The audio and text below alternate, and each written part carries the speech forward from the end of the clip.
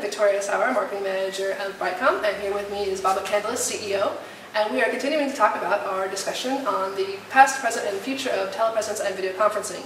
And of course, we're still stuck in the past. We have a couple more questions for you. So let's get started. Actually, let's go a little bit earlier. We're now up into the 1990s, so a little bit more about the present. How did YouTube change video on the internet? What was the impact of it? What have we gotten from it today?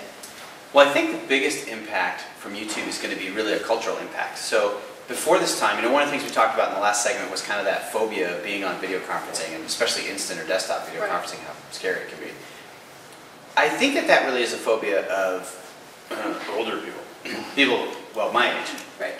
Maybe your age. But I think for people younger than us, YouTube, they grew up in that environment where, if you think like Mika Higa and those guys, they go out and they record themselves literally every day and put their videos up there for the world to see, and they've become quite famous doing so. Anybody remember Fred? Anyway, so it's things like that, they go out and they do those things.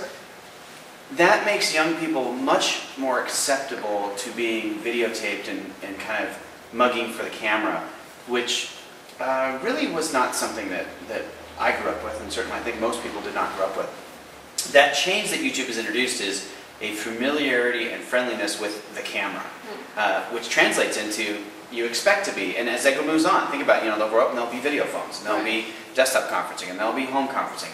As you grow into a world where you expect to be on video, your concepts of self-image, privacy, broadcasting, sharing, Facebook, all those things become very different. Just think about the open, transparent world that young people today live in, and we're all trying to grasp with today, versus the restrictive information of don't let anybody know your private information or where you live or what your last name is. That's something we're going to wrestle with. And I think YouTube really, more than anything, really expanded that and made it apparent and obvious. Now, because that's obviously it's recorded and it's not live, so that's obviously a major difference. A lot of them are very bad recordings. Well, clearly. But I mean, in looking at video conferencing, are people going to be like, oh well, or younger generations that say, oh well, YouTube's just the same thing. Is that going to translate to video conferencing, or? I think video conferencing will become much more recorded than it is today. I think that, from my expectation of what, we're working on at BrightCom, so don't tell our competitors, is that, you'll be able to store everything that you do on video. You can record it, you can categorize it, much the way you'd search on Google and find videos. You should be able to, in a business context, search on a business subject and find that in video conferencing and all the other stored media things that are out there, so you can find the information you've been talking about. Okay, so in the early 1990s, there were several major advancements, I should say, for video conferencing for consumers and businesses, including Apple CU-SeeMe, AT&T's videophone, ITU standards, and the Caltech CERN project, to name a few. How do these projects and events influence today's video conferencing vendors and market? Well, I think a lot of those things, early on, they were kind of the first real, video conferencing. Where you picture tell, you put up a thing, and then you connect it, and then I see you. The way that the technologies that those used and the standards that they employed weren't standards at the time. The technologies they employed became kind of the way that later generations of manufacturers did it, because we kind of copied, what those early pioneers did. One of the dangers in that is you wind up perpetuating technology and reusing the same technology over and over and over, long after you probably should have moved on to something else. I think that's one of the challenges we have as an industry today. We keep using, H.323 as an interconnect protocol. We keep using SIP, which is great. Everything should have moved to SIP quite a while ago. We're now struggling with that as an industry because we have kind of a mix of equipment out there.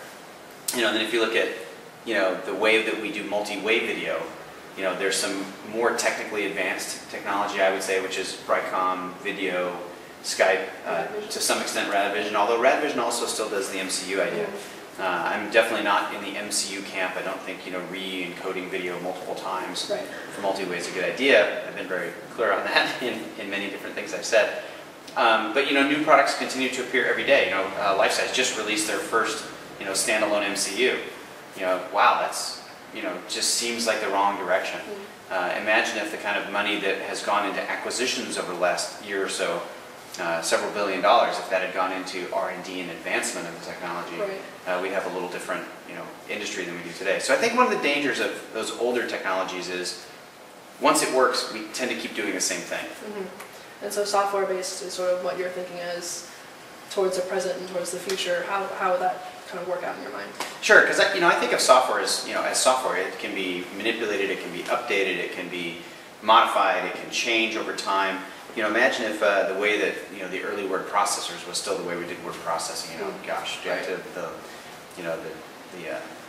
gosh, what was that? The early Epson stuff. That was all line driven. That stuff was it's all in the past. We don't use that anymore. Right. Think if automobiles still used the kind of technologies that was in the first engines. We've moved on quite a bit. Now we're into hybrid cars, and soon will be the pure electric cars. But we did stick with that gasoline engine technology for a lot longer probably than we should have. And I think the video conferencing industry is a good analogy. I think we're still kind of doing things, the way we did it because we're used to it. Interesting. All right, well that wraps up the past.